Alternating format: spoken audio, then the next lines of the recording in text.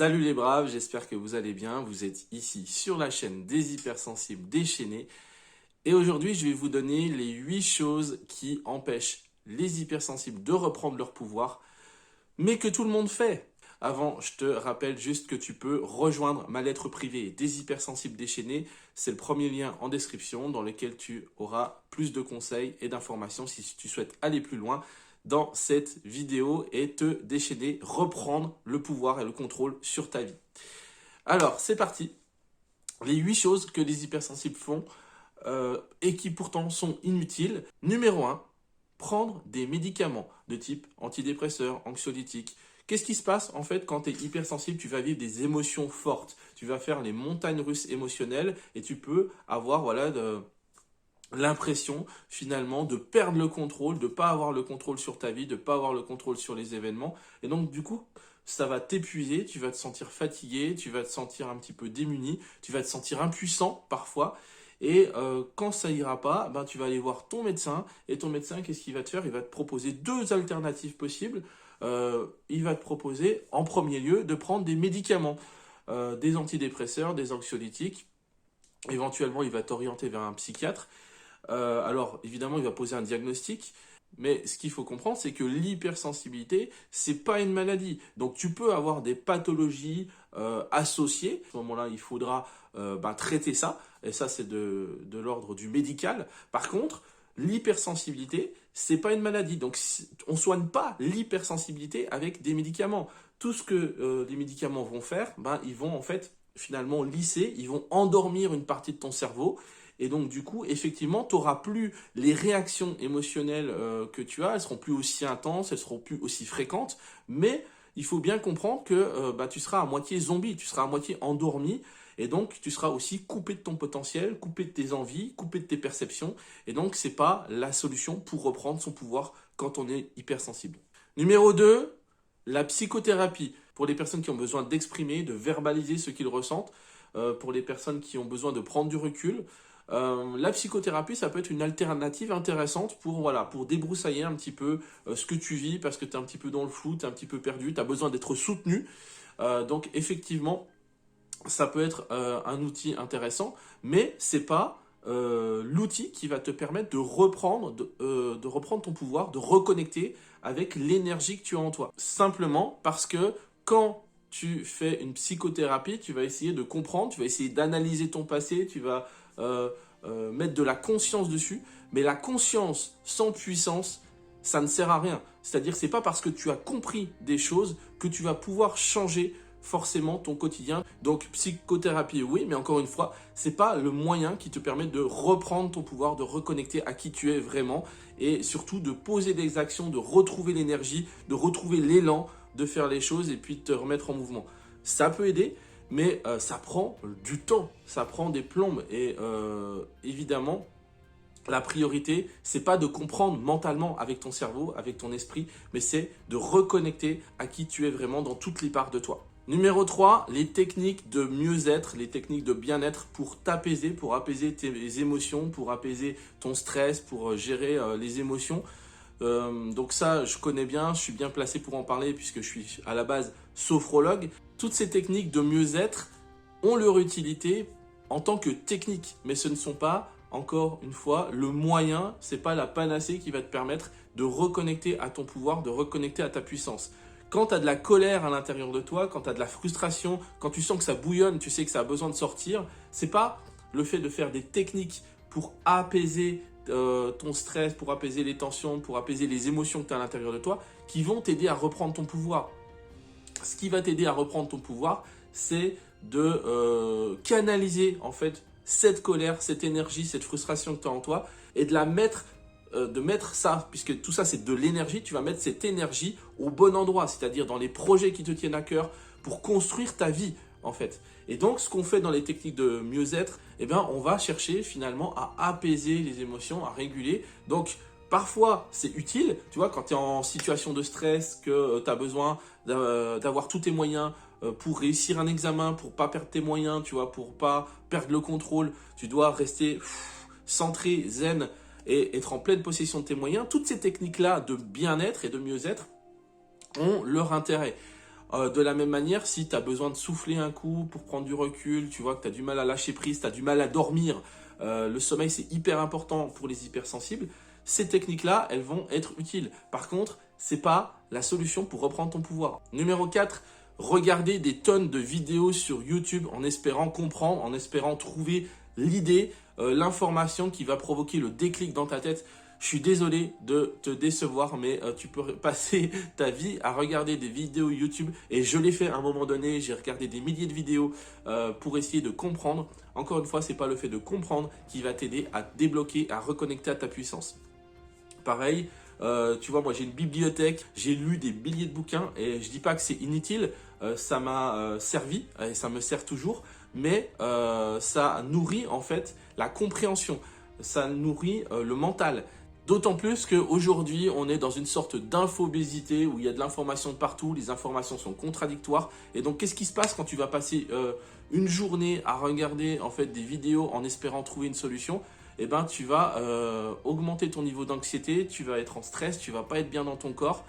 Et ça va être pire en fait. Tu vas remplir ton cerveau de tout un tas d'informations et puis ça va être le flou dans ta tête. Je te déconseille vraiment de faire ça. Je te conseille plutôt de faire une diète de réseaux sociaux et d'internet et de tout ce qui peut t'apporter de l'information.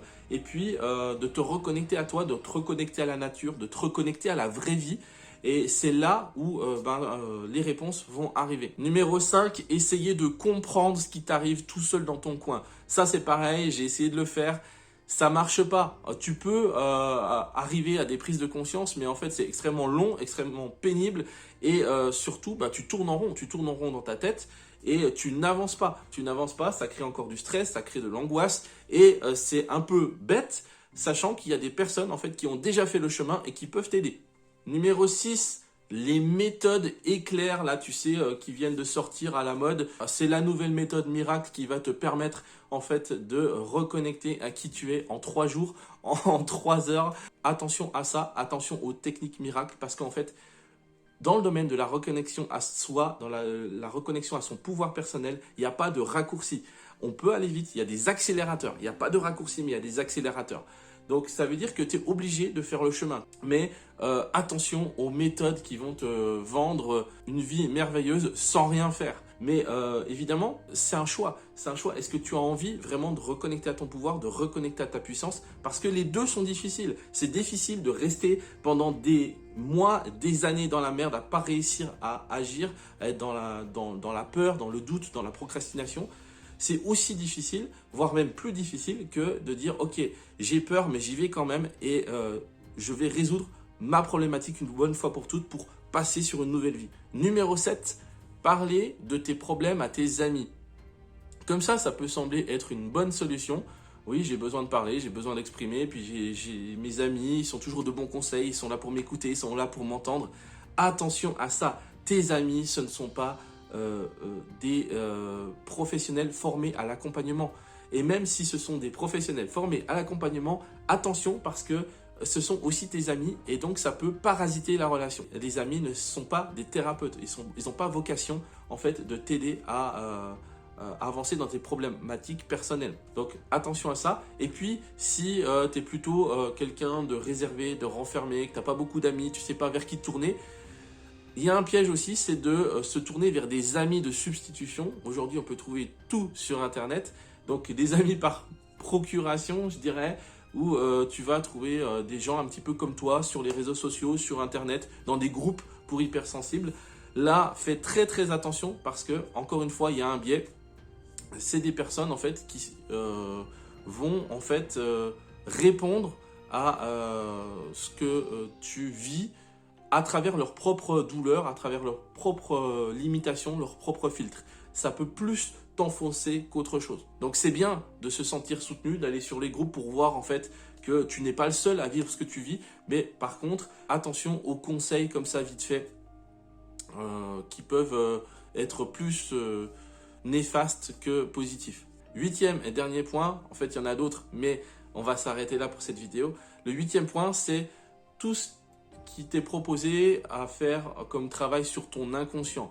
L'humain, il a deux polarités, une polarité consciente et une polarité inconsciente. La polarité inconsciente joue un rôle très important puisque l'inconscient dirige notre vie à 90, pour pas dire 95%.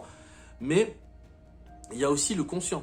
Et le fait justement de reconnecter ta puissance, reprendre ton pouvoir, ça passe par le conscient. Donc en fait, on va faire un double travail.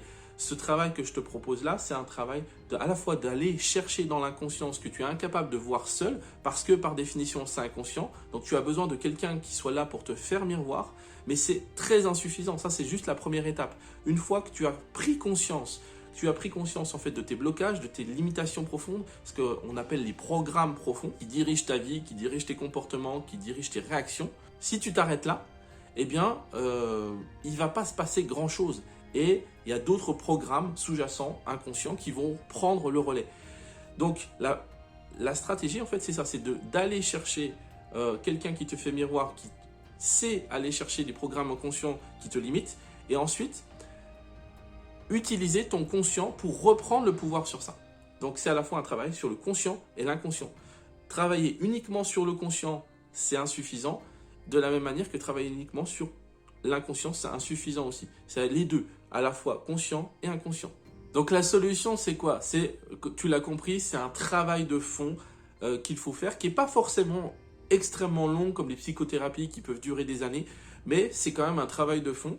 Et ce qui est intéressant, c'est que ce travail de fond, une fois que tu l'as fait, c'est un travail qui va durer dans le temps. C'est un travail de fond à faire sur ton identité profonde, savoir qui tu es vraiment, qu'est-ce que tu veux au fond, et comprendre ton mode d'emploi, comprendre comment tu fonctionnes. Une fois que tu as compris ça, c'est la deuxième étape, la deuxième phase, c'est le travail sur ce que j'appelle l'affirmation. Une fois que tu as pris conscience, il faut développer des compétences pour gagner en puissance.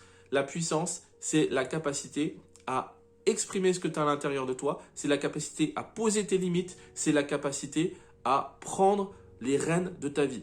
Et il y a une troisième étape. Cette troisième étape, c'est l'étape sur l'énergie. Pour avoir à l'intérieur de toi une énergie stable, de plus faire cet ascenseur émotionnel, avoir cette énergie qui se disperse dans tous les sens, de plus avoir l'impression qu'on t'aspire ton énergie et d'être complètement vidé à la fin de la journée, de plus avoir cette impression de subir ta vie. Donc cette troisième étape, c'est le travail sur l'énergie, où on met en place des systèmes à partir de ton identité et non plus à partir de l'environnement.